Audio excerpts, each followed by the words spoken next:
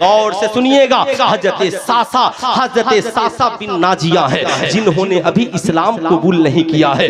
नबी करीम सल्लल्लाहु अलैहि वसल्लम की बारगाह में हाजिर होते हैं, अर्ज करते हैं या रसूल अल्लाह, मैं इस्लाम कबूल करने के लिए हाजिर हूँ। आका उन्हें कलमा पढ़ाते हैं। जानते हैं सासा बिन नाजिया क्यों आका के पास आए थे? उन्होंने सुना था आका यतीमों से मोहब्बत करते हैं, आका बेटियों से प्यार करते हैं, आका बेवाओं से मोहब्बत करते हैं, आका कमजोरों की मदद करते हैं। यहूदियों से किसी ने कहा था, ऐ यहूदियों बताओ इस्लाम का खात्मा कैसे होगा? यहूदियों ने कहा इस्लाम को मिटाने के लिए बम बंदूक चलाने की जरूरत नहीं है, इस्लाम को मिटाने के लिए बस इतना करो कि मुसलमानों की जिंदगी से सीरत मुस्तफा को मिटा दो। कहा सीरत मुस्तफा क्या है? कहा उनके नबी की सीरत ये है भूखों को खाना खिलाया जाए, यतीमों के सरों पे दस्ते शफकत फेरा जाए, बेवाओं को दुल्हन बना के फिर से रुखसत किया जाए, यतीमों को उसका हक दिया जाए, यतीमों के माल की हिफाजत की जाए, कोई प्यासा मिल जाए तो पानी पिलाया जाए, नमाजों की पाबंदी की जाए, सच्चाई को आम किया जाए, सूद जना जुआ रिश्वत से दूर रहा जाए। माँ के कदमों के नीचे जन्नत है, बाप जन्नत का दरवाजा है, इस तस्वुर को जिंदा किया जाए, भाई से प्यार किया जाए, पड़ोसी को हक दिया जाए। इसलिए नबी की सीरत पे मुसलमान जब तक अमल करते रहेंगे, अगर कोई गैर भी उनका पड़ोसी होगा वो भी इस्लाम के दामन में आ जाएगा। इसलिए कि उनके अंदर सिर्फ अच्छाइयाँ ही अच्छाइयाँ हैं। बुरा मत मानिएगा, मैंने जितनी अच्छाइयाँ आज बयान की हैं, आज अगर मुसलमानों के मोहल्ले में जाकर के देखा जाए तो आज गैर हमसे नफरत करते हैं। वजह यह है हम झूठ भी बोल रहे हैं, माशअल्लाह सूद भी खा रहे हैं, हम रिश्वत भी ले रहे हैं, जालिमों का साथ भी दे रहे हैं, अपने भाई बहन पे जुल्म भी कर रहे हैं, पड़ोसियों पे अत्याचार भी कर रहे हैं। सुल्तान रजा कहना चाहेगा कौन हमारे किरदार को देखकर इस्लाम कबूल करेगा? मगर ये सासा बिन नाजिया हैं, आका की बारगाह में पहुंचे हैं, या रसूल अल्लाह मुझे कलमा पढ़ा दिया जाए। आका ने जब कलमा पढ़ा दिया उन्होंने अर्ज किया या रसूल अल्लाह, क्या मैंने हालते कुफ्र में जो नेकियां की हैं अल्लाह उसका बदला देगा? क्या सवाल किया उन्होंने? हालते कुफ्र में जो नेकियां की हैं क्या अल्लाह मुझे उसका बदला देगा? नबी करीम सल्लल्लाहु अलैहि वसल्लम ने कहा सासा पहले ये बताओ तुमने नेकियां क्या किया? क्या कहा? सासा पहले ये बताओ तुमने नेकियां क्या की हैं? अर्ज करते हैं आका जी एक दिन मेरी 2 ऊँटनियां गुम हो गई, गुम होकर मक्के से बाहर चली गई। मैं तीसरे ऊँट पर सवार हुआ, अपने ऊँटों को तलाशता हुआ वादी से बाहर चला गया।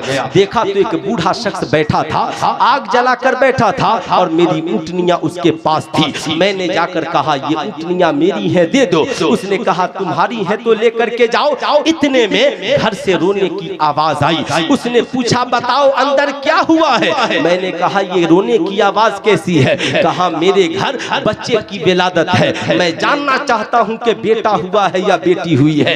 हजरत सासा बिन नाजिया कहते हैं मैंने उनसे पूछा ये बताओ अगर बेटा हुआ तो क्या करोगे और बेटी हुई तो क्या करोगे? सासा बिन नाजिया ने जब पूछा उस बूढ़े चचा ने कहा अगर बेटा हुआ तो खानदान की शान बढ़ाएगा, उसे पालूंगा, पाल पोस करके बड़ा करूंगा, और बेटी पैदा हुई तो उसे जिंदा दफन कर दूंगा। हजरत सासा बिन नाजिया ने कहा ऐसा न करना।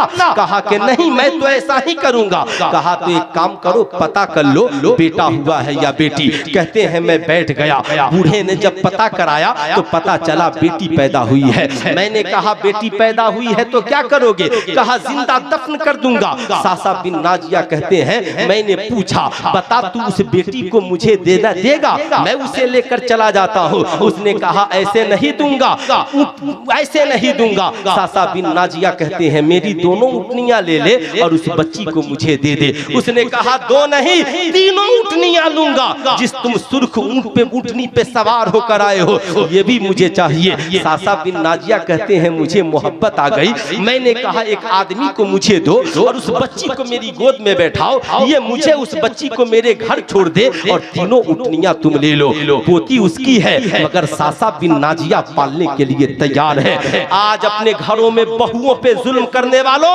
आज तुम दूसरों की बेटियों को बेटियां नहीं समझते हो। आज तुम दूसरों की बहु बेटियों की इज्जत व वकार को इज्जत व वकार नहीं समझते हो। यही वजह है आज हमारी बहनों की जिंदगी अंधेरे में है, आज हमारी बच्चियों की जिंदगी अंधेरे में है, इसलिए कि हमने अपने दामन में बैठाकर उन्हें इस्लाम सही से नहीं समझाया है। हजरत सासा बिन नाजिया कहते हैं सौदा हो गया, उसने उस बच्ची को मुझे दिया, एक शख्स मेरे साथ आया, मुझे पहुंचा दिया, मैं उस बच्ची को लेकर घर आ गया, तीनों ऊँटनियां मैंने उसे दे दी। आका जी मैंने अपनी बादी को दिया, इसे पालो और दूध पिलाओ। अब मुझे नेकी का चस्का लग गया। क्या कहते हैं सासा बिन नाजिया, मुझे नेकी का चस्का लग गया, नेकी की आदत पड़ गई। अब मैं हर रोज पता लगाता किस कबीले में के लोग बेटियों को दफन करते हैं, मैं उस कबीले में चला जाता और कहता बेटियां पैदा हो तो दफन न करना। सासा बिन नाजिया को एक बेटी दोगे, मैं तुझे 3 ऊँटनियां दूंगा। या रसूल अल्लाह, आज मेरे घर में एक नहीं 360 दूसरों की बेटियां पल रही हैं। आका जी क्या मुझे हालत कुफ्र की इस नेकी का सवाब मिलेगा? मुस्तफा जाने रहमत के आंखों में आंसुओं के कतरे आ गए और आका करीम रोते हुए खड़े हुए सासा बिन नाजिया को गले से लगाया, कहा ए सासा मैं गवाही देता हूँ कल बरोज़े महशर तेरा अंजाम भी मेरे साथ होगा और तू मेरे साथ मेरे साए की जगह पे खड़ा है। हाथों को उठा करके नारा लगाए, नारे तकबीर, नारे रिसालत, हजरत अल्लामा मुफ्ती सुल्तान रजा साहब कादरी। इसलिए मेरे दोस्त गौर से मेरी बात सुनना, तेरा भाई इंतकाल कर जाए इसके छोटे बच्चों को प्यार से पालना, तेरा बेटा इंतकाल कर जाए तू दादा है उसके बच्चों को प्यार से पालना, तेरा पड़ोसी इंतकाल कर जाए उसके बच्चे हैं उसके बच्चों को प्यार से पालना, उनको भीख मांगने के लिए सड़कों पे न छोड़ देना। सुल्तान रजा कहना चाहेगा मत खिलाओ पूरी बस्ती वालों को खाना, जो 1 लाख 1.5 लाख 2 लाख खर्च करते हो मत खर्च करो, उसी 1.5 लाख को उन गरीब बच्चों के पढ़ने के लिए बैंक में डिपॉजिट कर दो, उसकी गरीब बीवियों के लिए इंतजाम कर दो, उसके गरीब माँ बाप के लिए इंतजाम कर दो। इस्लाम के शहजादों, आज के जलसे से ये पैगाम लेकर के जाना है, जैसे मेरी बेटी समाज में बेटी है वैसे ही दूसरों की बेटी भी हमारे लिए बेटी है। याद रखिए आलिम बनना फर्जे किफाया, मुफ्ती बनना फर्जे किफाया है। मैं ये नहीं कहता पूरे सबको आलिम बना दीजिए, सबको मुफ्ती बना दीजिए, मगर इस्लाम ने कहा तलबुल इल्मे फरीज़तुन अला कुल्ले मुस्लिमिन व मुस्लिमा, इल्म हासिल करना हर मुसलमान मर्द औरत पर फर्ज है, कंपलसरी है, जरूरी है। बच्चों को पढ़ाइए, कल बरोज़े महशर ये नहीं पूछा जाएगा, क्या ये नहीं पूछा जाएगा कि आपने बच्चों को डॉक्टर क्यों नहीं बनाया, इंजीनियर क्यों नहीं बनाया, प्रोफेसर क्यों नहीं बनाया, आलिमे वक्त ही क्यों नहीं बनाया, मगर ये जरूर पूछा जाएगा आपने अपने बच्चों को अल्लाह और रसूल वाला क्यों नहीं बनाया, आपने अपनी औलादों को नमाज की तालीम क्यों नहीं दी, आपने अपने बच्चों को कुरान पढ़ना क्यों नहीं सिखाया। आप बुरा ना मानिएगा, आने वाली आज तो पूरी बस्ती के नौजवान काबिले मुबारकबाद है कि इन्होंने सबने मिलकर पूरी बस्ती के कब्रिस्तान वालों की तरफ से ये जलसा करा दिया। आने वाले दौर में क्या पता तेरी कब्र पे कोई फातिहा पढ़ने वाला भी होगा कि नहीं होगा। ये इन औलादों के लिए नसीहत है, इसलिए कब्रिस्तान जाओ तो औलादों को लेकर जाओ, मस्जिदों में जाओ औलादों को लेकर जाओ, आलिमों की बारगाह में जाओ औलादों को लेकर जाओ, वलियों की बारगाह में जाओ औलादों को लेकर के जाओ, और कब्रिस्तान में खड़े होकर आखिरत को याद करो, अज़ाब इलाही को याद करो, रब्बे कदीर के इस फरमान को पढ़ो, या अय्युहल्लज़ीना आमनू कू अनफुसकुम व अहलियकुम नारा, ऐ ईमान वालों अपने आप को और अपने घर वालों को जहन्नम की आग से डराओ। जानते हो जहन्नम की आग क्या है? जहन्नम की आग बहुत सख्त है, जिसका हल्का अजाब ये है, हल्का अजाब ये है कि गुनहगार के पांव में आग की जूती को पहना दिया जाएगा। उसकी गर्मी से उसका भेजा खोलकर आंख और नाक के जरिया निकल जाएगा। इसलिए ये हल्का अजाब ये उनके लिए है जो नमाज में सुस्ती करते हैं। अल्लाह अल्लाह, जिन्होंने नमाजें छोड़ी हैं उनका क्या होगा? जिन्होंने रोजा छोड़ा है उनका क्या होगा? अगर दाढ़ी का एक बाल उखड़ जाए तो आका चेहरा फेर ले। ए मेरी कौम के शहजादों, जिसने दाढ़ी को छिलाना मशगला ही बना लिया हो, जिसने इस्लामी तर्जे जिंदगी को भुला दिया हो, सोचा है कभी उसका अंजाम क्या होगा? इसलिए मेरे दोस्त, मौत के आने से पहले तौबा कर लीजिए। मेराज की शब है, आमिना के लाल मेराज से वापस तशरीफ लाते हैं। सहाबे कराम बैठे हैं, आका फरमाते हैं, ए मेरे सहाबा, जहन्नम में मैंने सबसे ज्यादा औरतों को देखा। सहाबा अर्ज करते हैं, या रसूल अल्लाह, सबसे ज्यादा औरतों को देखा? कहा हाँ, ए इस्लाम की बेटियों, तुम कान खोल करके सुन रही होगी, इसलिए गौर से सुनो।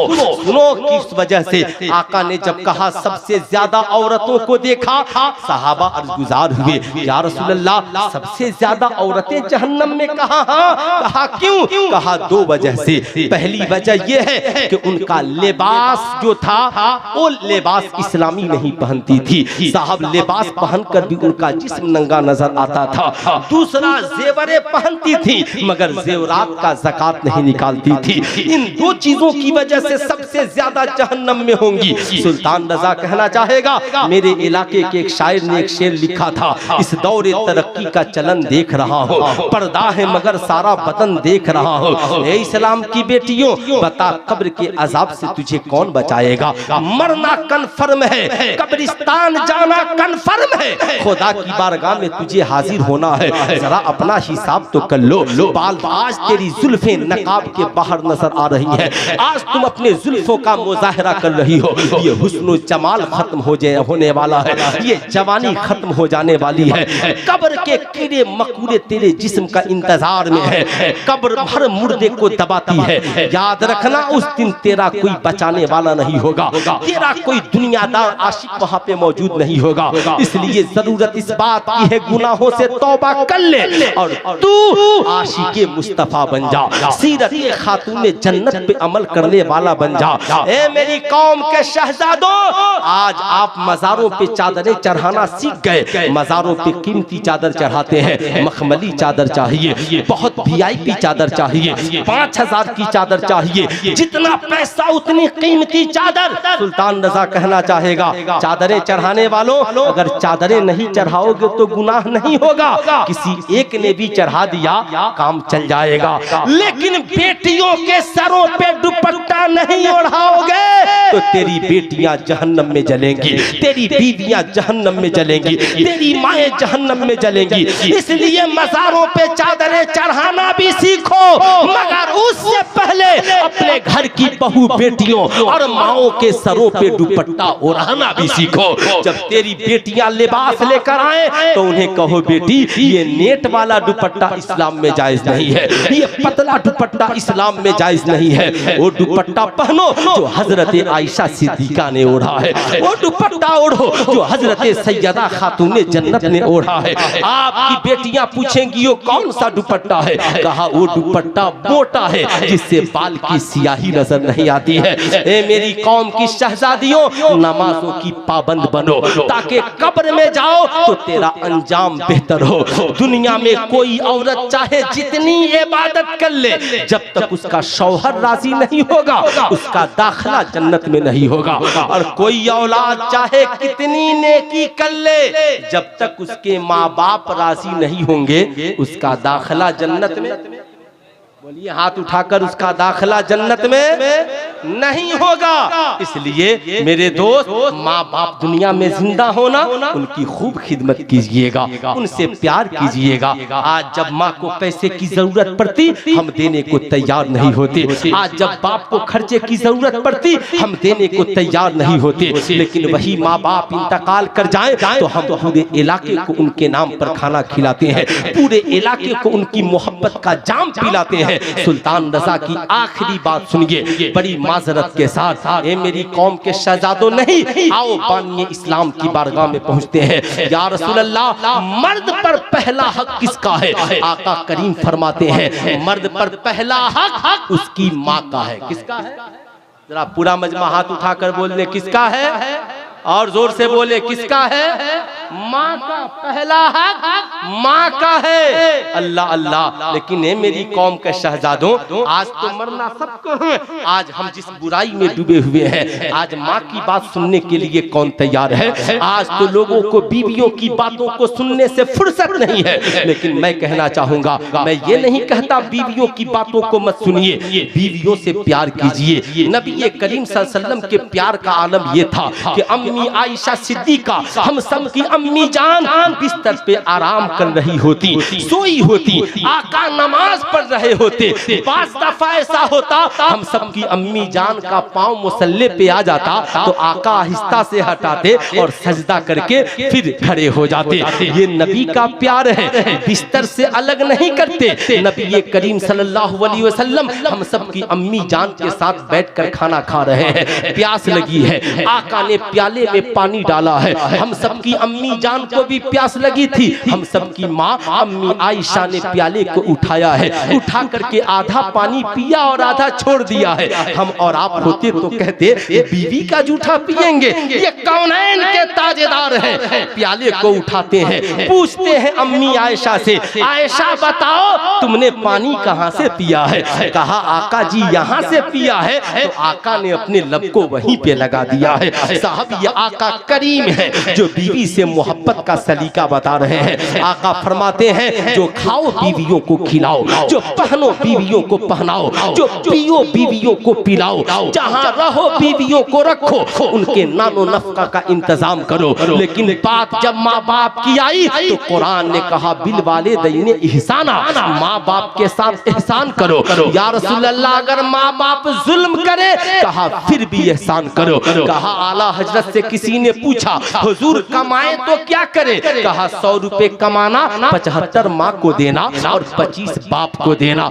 यार 25 बाप को देना। कहा हुजूर माँ बाप में रुतबा किसका बड़ा है? आला हजरत सरकार फरमाते हैं सुनो मोहब्बत माँ से ज्यादा करो और अदब बाप का ज्यादा करो। इसलिए कि माँ तेरा बाप तेरी माँ का भी हाकिम है और तेरा भी हाकिम है। अल्लाह अल्लाह। ये कौनैन के ताजेदार जमाने को बता रहे हैं। जिस माँ का हमारे ऊपर पूरा हक है, आज वो माँ एक दाने के लिए मोहताज है। आज तेरा बाप चाय की होटल में चाय के लिए मोहताज है। आज तेरा बाप ईद के दिन एक अच्छे कपड़े के लिए तरस जाता है। आज तेरी माँ अच्छे इलाज के लिए तरस जाती है। खुदारा मेरी कौम के नौजवानों, जब तेरी माँ का खून तेरे पास जाए, बेटा पैसा भेजना है, बहाने न बनाना, बल्कि जब कमा कर आना तो सबसे पहले अपनी माँ को फोन करना। ये न कहना माँ बीवी बच्चों से बचेगा तब भेजूंगा। बता ईमानदारी से, अगर आज तू कहता है बीवी बच्चों से बचेगा तब माँ बाप को दूंगा, क्या तेरी माँ ने भी खाना बनाकर कभी कहा था बेटा पहले मैं खाऊंगी, रोटियां बचे तो तू खा लेना? क्या तेरे बाप ने कभी कमा कर कहा था बेटा पहले मैं अपनी जरूरत पूरी करूंगा, बाद में तेरी जरूरत पूरी होगी? नहीं, तेरी माँ ने तो खाना बनाने के बाद कहा था बेटा पहले तू खा ले, तेरी माँ बाद में खाएगी। तेरे बाप ने पैसा कमा कर कहा था बेटा तू ट्यूशन फी पहले भर ले, तू कॉलेज का फी पहले भर ले, तू अपना यूनिफॉर्म पहले बना ले, तू अपनी जरूरत पहले पूरी कर ले। तेरा बाप तो टूटी हुई चप्पल भी पहन के रह जाएगा, तेरा बाप तो पेवंद लगी लुंगी भी पहन के रह जाएगा। ए मेरी कौम के शहजादों, जिस माँ बाप ने पूरी जिंदगी जवानी मालो दौलत सब तेरे ऊपर कुर्बान कर दिया, कभी नहीं कहा कि बचेगा तो खिलाऊंगा, आज वही माँ बाप जब उनके बाजुओं की ताकत ने दम तोड़ दिया, आज उनकी आंखों की बिनाई खत्म हो गई, आज कमाने की सलाहियत ने दम तोड़ दिया, आज बूढ़ी माँ कपड़ा धोने के लायक नहीं रही, तो आज तू उस माँ को कहता है बचेगा तो दूंगा। यही वजह है आज हम कमा कर भी बर्बाद हैं, आज हमारी जवानी किसी काम के न रही, आज हमारे कारोबार में बरकत नहीं है, आज हम लाखों कमा कर भी हमारी घरों में बरकतें नहीं है, आज हमारी बीवियां बेहया हो गई, आज हमारे बच्चों के लिए कोई दुआएं करने वाला वाला नहीं रहा, आज हमारी जिंदगी में तबाही ने कदम रख दिया है। उसका इलाज सिर्फ एक है, एक। आप कहोगे क्या? कहा आज के बाद दिल्ली, मुंबई, कलकत्ता या सऊदी जब कमाना तो पहला खून अपनी माँ को करना, कहना माँ बता तुझे कितने पैसे की जरूरत है, अब्बा बताइए आपको इलाज के लिए कितने पैसे चाहिए, मेरे गरीब भाई बहन के लिए क्या भेज दूं। जानते हो तेरी माँ मचल जाएगी, सीना चौड़ा हो जाएगा, तेरे बाप से कहेगी बेटे का फोन आया था, बाप कहेगा तूने पैसा नहीं मांगा ना, कहा नहीं, कहा कह दो पहले बीवी बच्चों का ख्याल कर ले फिर हमारे लिए पैसा भेजेगा। जानते हो सारी दुनिया तेरा कमाया खाकर सो जाती है, मगर कोई तेरे लिए दुआ नहीं करता, कोई नहीं चाहता कि तू उससे आगे बढ़े, न तेरा दोस्त न तेरे रिश्तेदार कोई नहीं चाहते, मगर ये तेरी माँ है, ये तेरे बाप है जो चाहते हैं मैं गरीब रहूं बेटा अमीर हो जाए, मैं रिक्शा चलाऊं बेटा एसपीडीए बन जाए, मैं टूटी झोपड़ी में रहूं बेटा बंगला में रहने वाला बन जाए। सारी दुनिया सो जाती है, रात की तन्हाई में तेरी कामयाबी के लिए कोई हाथ उठाता है तो तेरी माँ उठाती है, तेरी कामयाबी के लिए कोई अपने दामन को फैलाता है तो तेरा बाप फैलाता है। इसलिए जब तेरे माँ बाप की दुआएं कबूल होंगी इंशाअल्लाह, अगर आपने इस पे अमल किया माँ बाप की दुआएं कबूल जरूर होंगी। इस साल आप लाखपति हैं, अगले साल करोड़पति हो जाइएगा, इस साल करोड़पति हैं, अगले साल अरबपति हो जाइएगा। नमाज पढ़िएगा नमाजें कबूल होंगी, रोजा रखिएगा रोजा कबूल होगा, हज कीजिएगा हज मकबूल होगा, ज़कात दीजिएगा ज़कात की कबूलियत होगी। गुनहगार भी हैं तो उनकी दुआओं से बख्शिशो मग़फ़िरत हो जाएगी, बीवियां भी शादाबाद रहेंगी, आप भी शादाबाद रहिएगा। शर्त ये है कफन देने का इंतजाम बाद में कीजिए, माँ बाप जिंदा हैं तो उनके खिलाने पिलाने और रहने का इंतजाम पहले। बहुत अच्छा पैगाम। तो कितने नौजवान हैं जो आज के बाद कमाएंगे तो सबसे पहले माँ बाप को खिलाएंगे? कितने नौजवान हैं जरा हाथ उठाइए तो। जो खड़े हैं उधर आप लोग कमा के क्या कीजिएगा? आप लोग कमा के ताजमहल बनवाइएगा, है ना? नहीं, माशाअल्लाह। ये मेरी कौम के शहजादों, आखिरी पैगाम मेरा 2 मिनट का है ना, चूंकि वक्त बहुत ज्यादा हो गया है। मैं हजरत के हुक्म की तामील करता 1.5 घंटा नहीं 2 घंटा तकरीर करता, मगर 1 घंटा जमजम फतहपुरी साहब के लिए निकाली, 1 घंटा शायर इस्लाम नदीम रजा फैजी साहब के लिए और 1 घंटा एहसान शाकिर जियनपुरी के लिए। क्या आपके पास वक्त बचेगा? बिल्कुल नहीं बचेगा। इसलिए बिल्कुल नाइंसाफी नहीं होनी चाहिए। बस मेरा आखिरी पैगाम सुन लीजिए, अपने बच्चों को सब कुछ बाद में पढ़ाइए। आपकी बस्ती में जो मकतब चलता है उसे इस्लामिक मॉडल प्ले स्कूल बना लीजिए, ताकि आपके बच्चे बचपन में ही दीन सीख जाएं, नमाज रोजा हज ज़कात माँ बाप की अजमत सब सीख जाएं, फिर उन्हें स्कूल कॉलेज में भेजिए। जानते हैं फायदा क्या होगा साहब? फायदा ये होगा कि अल्लाह अल्लाह, आपका बच्चा जब दुनिया में अल्लाह को रहमान रहीम कहेगा ना, कहेगा ना। किताबों में आता, आला हजरत सरकार ने भी इसे नकल किया है ना, अल मलफूज शरीफ में नकल किया कि एक साहब का इंतकाल हो गया, गुनहगार थे, अज़ाब इलाही का नुज़ूल हो रहा था, मगर उनके बच्चे ने ज़मीन पे मकतब में पढ़ लिया बिस्मिल्लाहिर रहमानिर रहीम, तो अज़ाब इलाही का नुज़ूल खत्म हो गया। रब ने हुक्म दिया फरिश्तों अज़ाब को उठाओ। फरिश्तों ने अर्ज़ किया मौला बड़ा गुनहगार था। कहा जिसका बच्चा जमीन पर मुझे रहमान कहे, मेरी रहमत को कब गवारा कि उसके बाप को मैं अज़ाब में दाखिल मुब्तला करा। साहब इसलिए आप अपने बच्चों को जरूर पढ़ाएं। आपने दूसरा काम किया, गौसुल वरा कॉन्फ्रेंस। क्या किया है? अरे जरा हाथ उठाकर बोल दीजिए, क्या किया? गौसुल वरा कॉन्फ्रेंस। अल्लाह अल्लाह। साहब आप उठाकर किताबें पढ़िए तो आपको पता चलेगा।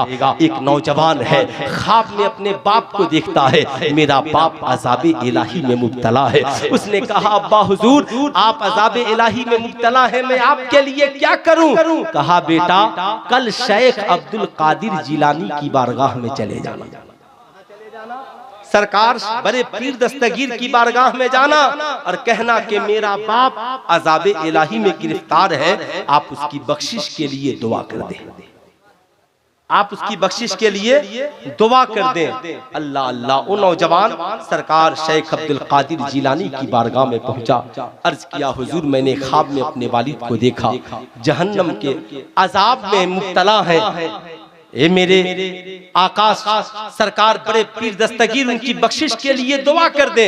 सरकार बड़े पीर दस्तगीर ने निगाहें झुकाई, आंखों को बंद किया, कहा क्या तेरा बाप मेरे मदरसे के आगे से नहीं गुजरा था?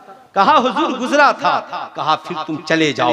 जब वो चला गया, रात को ख्वाब में देखता है मेरा बाप जन्नती लिबास पहनकर मजे में टहल रहा है। पूछा अब्बा हुजूर क्या हुआ? कहा बेटा तुमने जाकर मेरा पैगाम पहुंचाया, सरकार बड़े पीर दस्तगीर ने मेरे लिए बख्शिश की दुआ की, अल्लाह ने कबूल कर लिया, मेरी बख्शिश हो गई है। ए बेटा बड़े पीर दस्तगीर के दामन को न छोड़ना, उनकी बारगाह में जाते आते रहना, ताकि मरने के बाद तेरा भी अंजाम अच्छा हो। उनसे हमेशा दुआएं कराते रहना। सबसे बड़ा इसाले सवाब यही है, माँ बाप दुनिया से चले जाएं तो औलादें नेक बन जाएं, और खुद भी नेक बनिए, दूसरों को भी नेकी की दावत दीजिए। इसलिए कि कब्र में हर जुमा की रात को हमारे नामे अमाल माँ बाप के सामने पेश किए जाते हैं। अमाल अच्छे हो तो मुस्कुराते हैं, अमाल बुरे हो तो घबराते हैं, मेरे बच्चों का अंजाम क्या होगा। इसलिए साहब खुद भी नेक बनिए, खुद अच्छा बनिए, दूसरों को भी अच्छा बनाइए। अल्लाह रब्बुल इज्जत फरमाता है हमने जिंदगी और मौत को इसलिए मैंने पैदा किया ताकि देखें तुम में अच्छा अमल कौन करता है, बुरा अमल कौन करता है। इसलिए मरकर हमें कब्र में किसके पास जाना है? मुस्तफा के पास। जरा हाथ उठाकर बोल दे किसके पास जाना है? मुस्तफा के पास। इसलिए कब्र में आशिके मुस्तफा बनकर जाइए, चेहरे को नबी की सुन्नतों से सजाइए, नमाज की पाबंदी कीजिए, माँ बाप की कद्र कीजिए, पड़ोसियों की इज्जत कीजिए, मुर्दों से भी प्यार कीजिए, उनके नाम से इसाले सवाब कीजिए, जो जिंदा हैं उन्हें हक देना न भूलिए। साहब माँ बाप की दुनिया में भी खिदमत कीजिए, और मर जाए तो उनके नाम से इसाले सवाब कीजिए, उलमा से प्यार कीजिए, अपनी दुनिया व आखिरत को कामयाब व कामरान कीजिए। मालिक व मौला की बारगाह में दुआ है अल्लाह रब्बुल इज्जत इस जलसे को कबूल फरमाए, और कब्रिस्तान इस बस्ती के कब्रिस्तान में जितने मोमिनीन मोमिनात दफन हैं, मौला हश्र इसका सवाब उन्हें जारी व सारी फरमाए। जिन नौजवानों ने इस जलसे का इनेकाद किया, मैं खूब खूब मुबारकबाद देता हूँ जुमला उलमा शोरा खुतबा की तरफ से। अल्लाह इन नौजवानों के इल्म में, उम्र में, अमल में खूब खूब बरकत अता फरमाए। पढ़ लीजिए अस्तगफिरुल्लाह रब्बी मिन कुल्ली ज़ंबी व अतूबु इलैहि। पढ़ लीजिए ला इलाहा इल्लल्लाह मुहम्मद